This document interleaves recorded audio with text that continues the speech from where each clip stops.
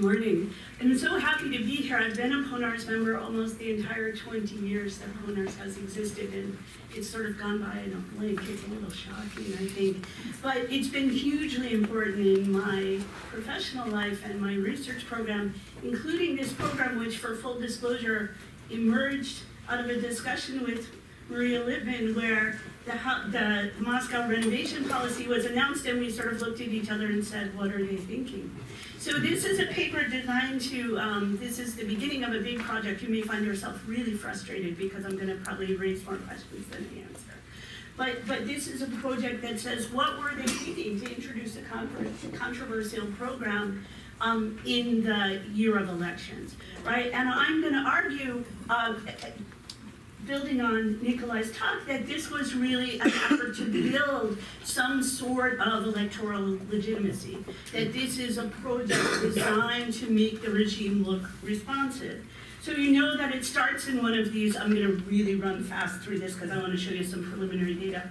It starts in one of these face-to-face meetings, Sobyanin and Putin. Sobyanin says, we're done with the Lushkov housing renovation, but it's been insufficient. Putin says, I know what Muscovites want. Lushkov says they want us to tear down Khrushchevsky, and Putin says, let's do it.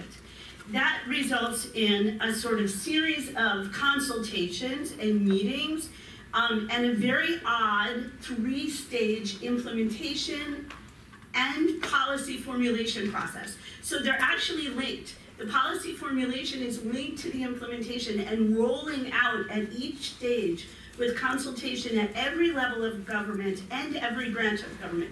The courts get involved, the bureaucracy gets involved, the State Duma, the Moscow Duma, everybody's involved in changing this policy along the way.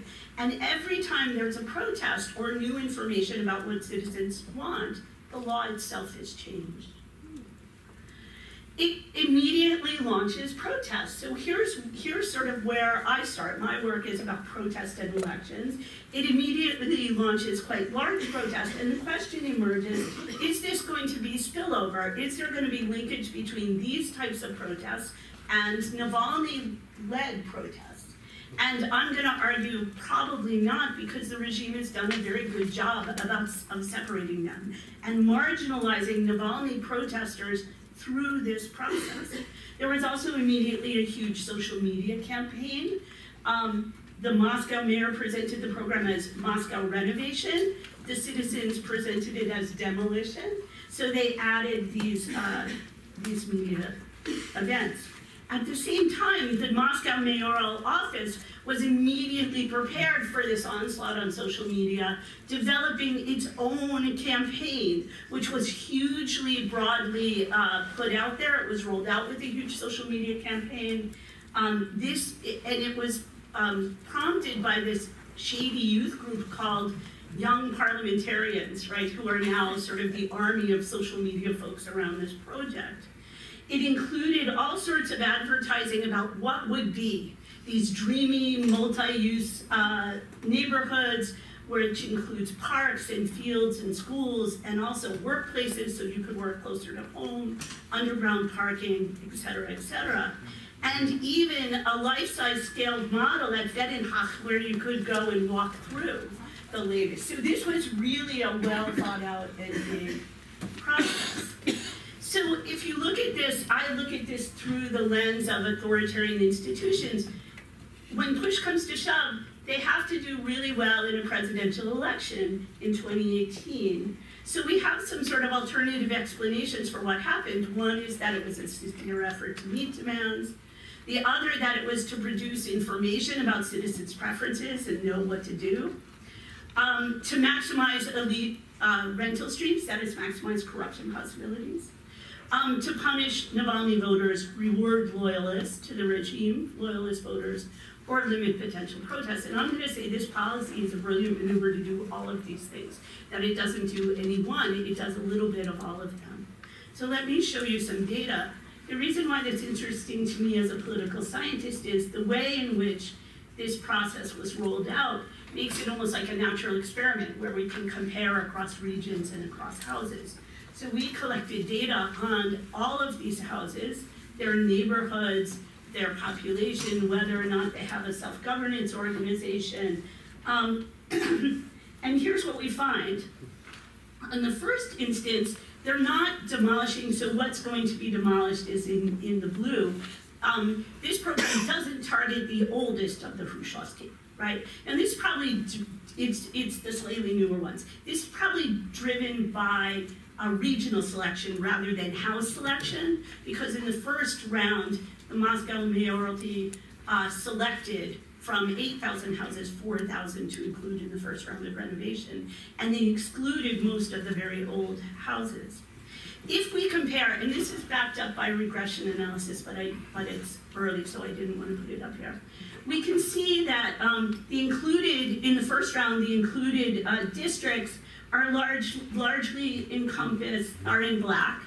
They largely encompass smaller houses, so as individual apartments in the house got bigger, they were less likely to be included. There's no real social demographic here. What's interesting here is that what is excluded in the first round is districts that have very bad infrastructure.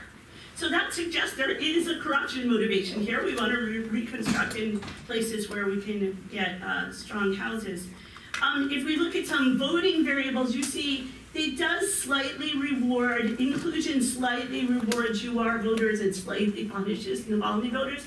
Not clear Navalny voters see that as a punishment. That's why our next step is to do individual surveys to see what's playing out at the individual level. But you see that the average sale price of an apartment is a big predictor of exclusion. That is, as apartments get more expensive, they're excluded.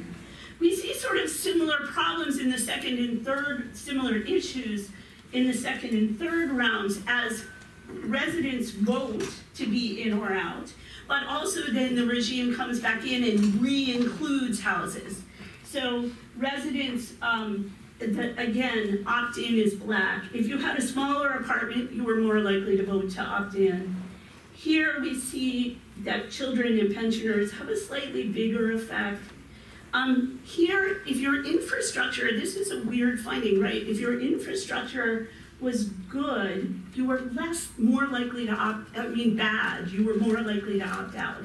And the measure of infrastructure here is the Yandex index of popular perceptions of how good your neighborhood is. So what we suspect this is, it's a little bit of an artifact of parts of regions are good and parts of rayons are bad, and we need to break that down a little bit.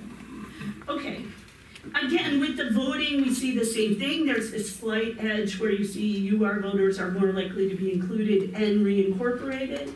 Navalny voters are more likely to be not included. Okay, let me conclude. So we are arguing in this project that the way in which this rolled out and the people targeted by the regime make this a case of authoritarian responsiveness. That is, remember, 2011, 2012 protests were about responsiveness. They weren't about replacing Putin or throwing him out or colored revolutions. The large majority of people who were at those protests were, and also the change in public opinion, was driven by the idea that Russian citizens didn't see this government as responding to their demands. Here's a way to appear responsive without giving up much. It's expensive, yes, but you get a lot in return for that. Part of the reason we're making this responsiveness argument is because on Twitter, right before the biggest of these elections, Mayor Sobyanin actually said, hey, we're going to respond to all legitimate demands raised by protest in this. So they're trying to sort of respond not only to voting, but also to respond to protest demands. In that sense, this event is reorganizing the protest space, radicalizing Navalny, showing that they're responsive to some types of protests that operate around within system demands and events, and really, so they offer permits to these folks. There's much less arrest, there's much less violence. So in a sense, it's reorganizing the protest space as well, something in the Chinese case that Kevin O'Brien called sort of righteous protest, right? So now we have righteous protest and threatening protest. and righteous protest is here. Now, here's the next really interesting step, and here's where I conclude, Henry. This is the map of municipal elections, and this is the map of where houses were included. And there's some interesting correlations in this map. So let me just point out two of them. One is that the houses that were initially excluded by the regime are also the places where you have big green space. The houses, the other places, rounds where you have big green space, which means that there were opposition municipal deputies elected, are places where the vote to be included or excluded from the House was contentious, right? So the black spaces correspond to houses that were included and included with great gusto. The green spaces are either houses that are excluded or excluded with contention. So I'll end there, but it's intriguing.